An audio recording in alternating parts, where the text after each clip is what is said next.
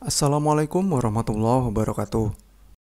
Pada video kali ini, saya akan berbagi informasi lebih detail mengenai penggunaan iPhone 7 dengan baterai yang sudah dimodifikasi menjadi 6000 mAh. Apa saja kelebihan dan kekurangannya? Berapa lama daya tahan baterainya untuk penggunaan sehari-hari? Dan tidak ketinggalan, ada pengujian tambahan yang akan saya sertakan dalam pembahasan ini. Ingin tahu seperti apa detailnya? Yuk simak terus video ini.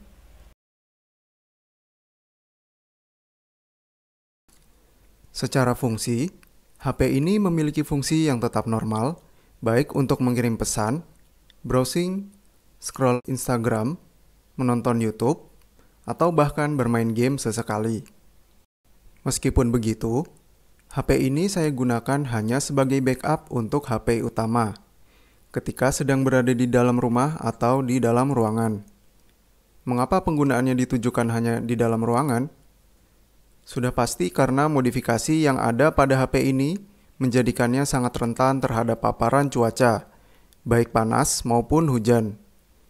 Bahkan mungkin saja lemah terhadap kelembaban ketika HP dibawa dari ruangan yang dingin menuju luar ruangan dengan suhu yang lebih panas. Penggunaan HP ini pun saya kondisikan sebisa mungkin untuk berhemat daya, di mana mode power saver selalu diaktifkan, dan kecerahan disetel serendah mungkin, namun tetap nyaman untuk dilihat. Untuk konektivitasnya pun, saya selalu menggunakan Wi-Fi. Untuk pengisian daya, saya menggunakan charger khusus untuk baterai 18650. Jadi, pengecasan selalu dilakukan di luar HP. Setelah HP dipakai hingga mati, voltase akhir ada di 3,4 volt. Dari full charge sampai habis, berdasarkan gaya penggunaan saya, HP ini bisa mendapatkan screen on time selama kurang lebih 15 jam.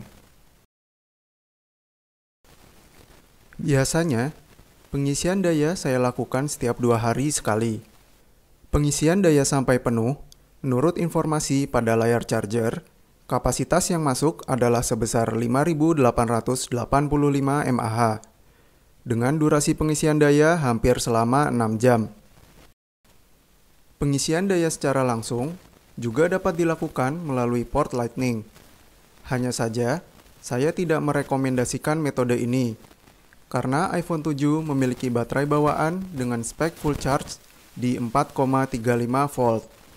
Sementara, pada baterai 18650, full charge di 4,2 volt saja. Hal ini dapat menyebabkan over tegangan pada baterai dan menyebabkan kerusakan pada baterai. Selain itu, karena kapasitas yang lebih besar, tentu pengisian daya akan memakan waktu lebih lama dan menyebabkan panas yang lebih lama pula pada HP selama pengisian daya dilakukan. Indikator persentase baterai pun sudah tidak akurat.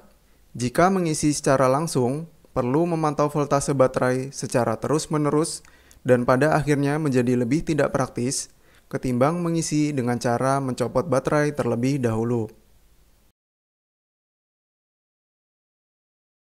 Setelah baterai penuh, langsung saja kita pasangkan ke bagian holder di belakang HP. Baterai ini disusun secara paralel, sehingga menghasilkan voltase yang tetap, namun dengan kapasitas yang menjadi 2 kali lipat. Saat memasang baterai, pastikan kutubnya sesuai dan jangan sampai terbalik. Saat menyalakan pertama kali, HP tidak bisa langsung menyala hanya dengan menekan tombol power saja. Kita perlu melakukan jumper dengan cara mencolokkan charger ke HP sampai logo Apple muncul. Setelah itu, cabut kabel dan HP akan menyala secara normal.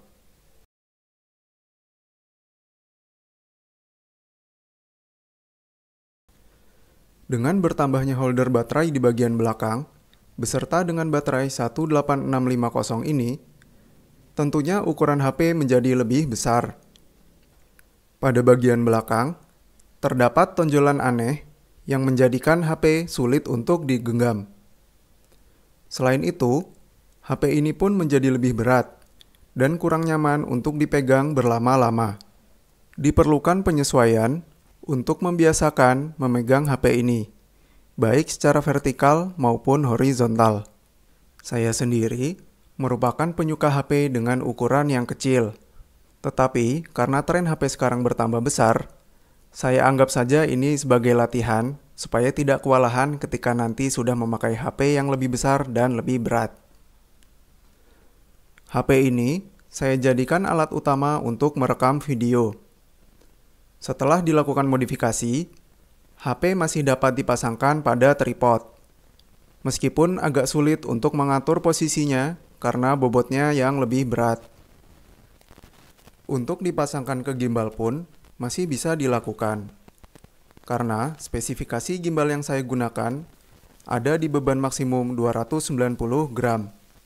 Hanya saja posisinya terbalik. Karena ada tonjolan besar di bagian belakang HP, sehingga penggunaan gimbal pun menjadi terbalik juga. Namun ada hal menarik mengenai bobot HP. Karena baterai ini disusun secara paralel, jika dirasa HP terlalu berat, kita dapat menggunakan HP ini hanya dengan satu baterai saja.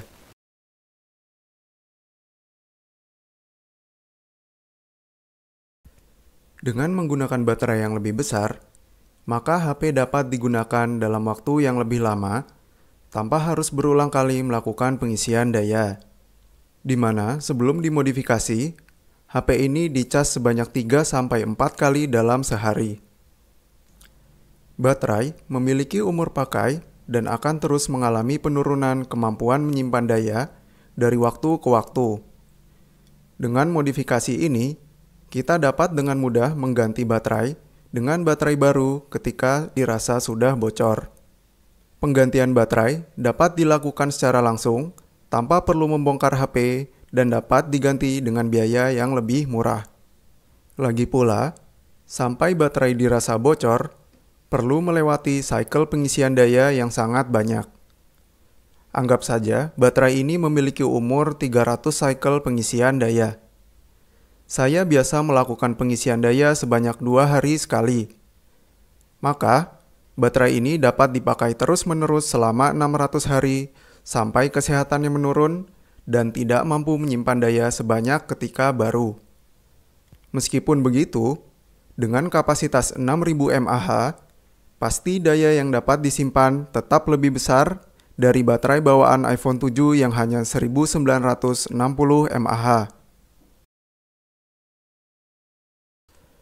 HP memiliki 2 sumber panas terbesar ketika digunakan, yaitu dari prosesor dan dari baterai. Karena baterai telah diletakkan di luar HP, maka tentu sumber panas dari baterai telah dihilangkan. Dan baterai pun lebih mudah didinginkan karena posisinya tidak tertutup di dalam bodi. Jika kalian memiliki baterai cadangan, tentu HP ini memiliki daya tahan baterai yang sangat panjang, sesuai dengan banyaknya jumlah baterai yang kalian miliki. Tinggal copot dan pasang baterai baru dengan mudah, seperti mengganti baterai jam.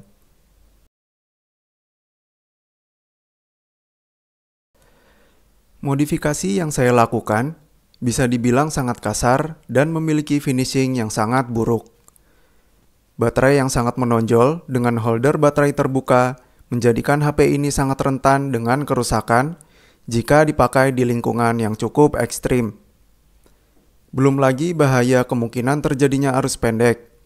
Posisi baterai yang mungkin saja terbalik saat pemasangan menjadikan HP ini perlu penanganan ekstra dalam penggunaannya.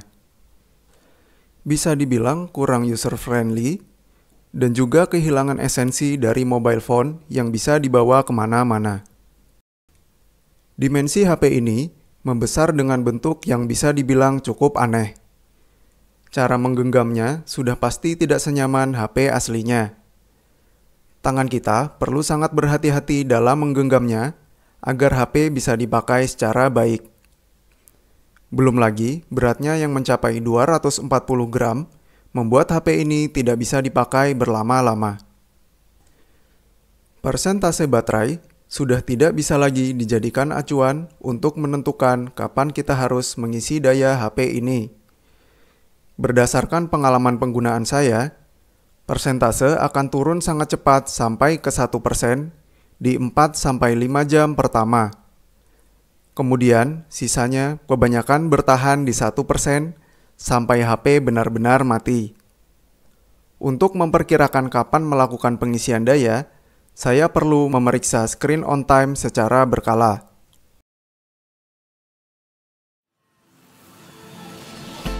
Untuk kesimpulannya, HP ini seperti mendapatkan nyawa baru setelah baterainya diganti.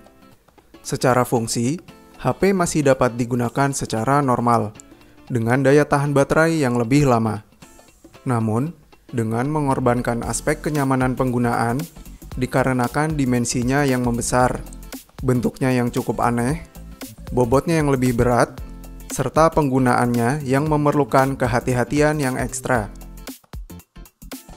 Saya pribadi sangat puas dengan hasil dari modifikasi ini. Kedepannya, ketika HP yang saya gunakan sudah mulai terasa bocor pada baterainya, akan saya pasangkan kembali baterai dengan cara yang sama seperti yang ada pada HP ini. Sebagai penutup, saya sertakan pengujian baterai tambahan dengan metode full to full dan menghitung total perkiraan durasi dengan membandingkan jumlah mAh yang masuk dengan kapasitas mAh pada saat pengisian daya secara penuh.